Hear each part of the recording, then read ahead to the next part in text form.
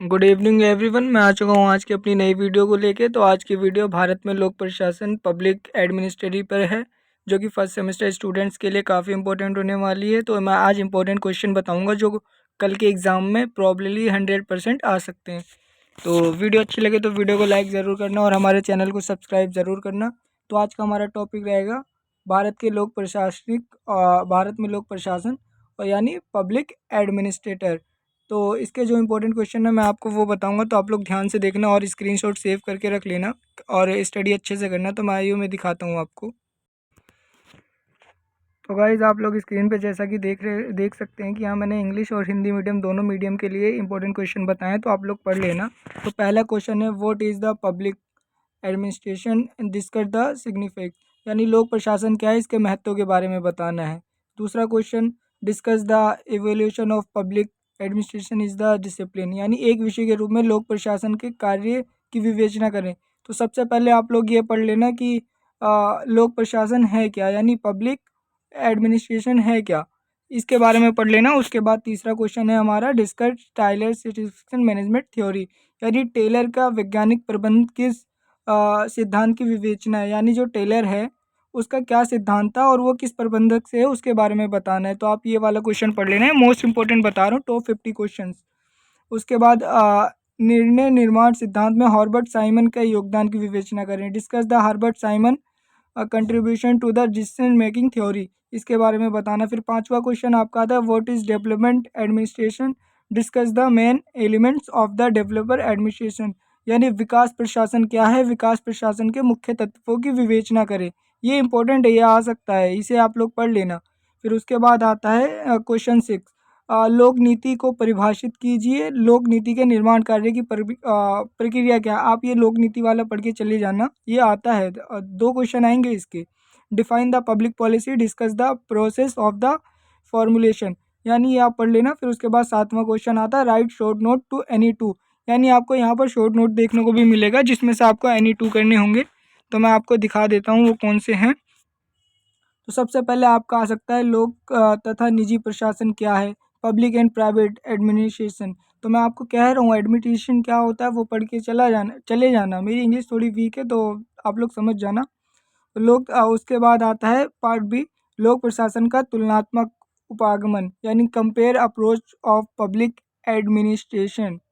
उसके बाद c, main future of classical theory of the public administration, यानी ये क्या है उसके बारे में बताना है। लोक प्रशासन के परंपरागत सिद्धांत की मुख्य विशेषता, यानी आप लोक प्रशासन है क्या इसके बारे में अच्छे से पढ़ के जानना, पूरा पेपर इसी पर डिपेंड है।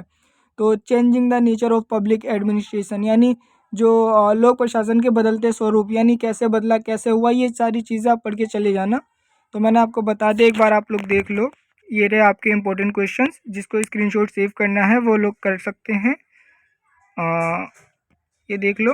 उसके बाद मैं दूसरे क्वेश्चंस पे जाता हूँ।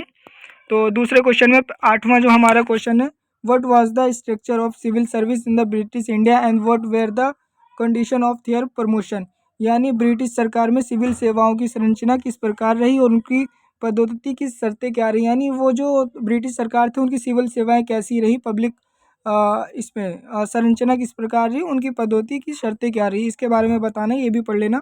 फिर आता है, भारतीय प्रशासन में औपनिवेशिक विरासत की समीक्षा कीजिए, यानी review the conditional legacy of the Indian administration. ये आप एडमिनिस्ट्रेशन जो कह रहा हूँ ये आप अच्छे से समझ लेना है क्या, सारे क्वेश्चन आपके इजी हो जाएंगे और इंडियन के बारे में ही आएगा इसमें ज़्यादातर।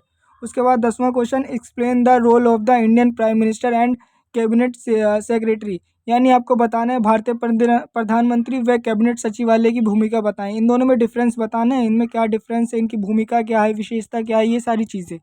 उसके बाद 11वां क्वेश्चन आता है, what is the social welfare, explain the virtuous approach of the social welfare. आपको यहाँ भी डिफरेंस बताना है कि सामाजिक कल्याण क्या है, सामाजिक कल्याण के विभिन्न उपगामों की व्याख्या करें, उपगाम यानी उसकी विशेषताओं की व्याख्या करनी है, सामाजिक कल्याण क्या है। तो ये वाला सामाजिक कल्याण मत पढ़ लेना जो आप लोग किसी को पैसे दे दिया कुछ कर दिया वो सामाजिक कल्याण हो गया, ये अलग है, इसके बारे में आप पढ़ना। उसके बाद आता है 12वां क्वेश्चन, जिसमें पूछा है, भारत में शिक्षा के अधिकार की व्याख्या कीजिए तथा राष्ट्रीय नीति 1986 का आलोचनात्मक मूल्यांकन करें। ये आएगा 100% आएगा, ये आप ये अच्छे से पढ़ लेना। Explain the right the education in India the critically implement of the national education policy. उसके बाद 13वां क्वेश्चन आता है critically explain the right to inform act 2005, यानी सूचना का अधिकार अधिनियम 2005 का समालोचनात्मक परीक्षण करें, यानी आपको 2005 अधिनियम अधिकार अधिनियम के बारे में इसमें एक्सप्लेन करना है। उसके बाद 14वां क्वेश्चन लोकपाल क्या है, भारत में लोकपाल की भूमिका क्या है। आप ये लोकपाल वाला पढ़ लेना, ये भी आता है। What is the Lokpal, explain the role of Lokpal, यानी लोकपाल का कार्य क्या है और इसकी क्या भूमिका है। फिर आता है आपका मतलब एनी टू, कोई टू करने होंगे तो वो भी मैंने आपको बता रखा है। कमेंट ऑफ द फॉलोइंग, निम्नलिखित पर टिप्पणी कीजिए। तो यहाँ पे आपको 4 दे देगा, कोई 2 या कोई 3 टिप्पणी करनी होगी। तो सबसे पहले आता है सिटीजन चार्टर। तो सिटीजन चार्टर पर लिखना पड़ेगा type of the budget, budget का प्रकार के बारे में। एक्सप्लेन ऑफ द राइट और टू फूड सिक्योरिटी, खाद्य सुरक्षा के अधिकार तथा व्याख्या।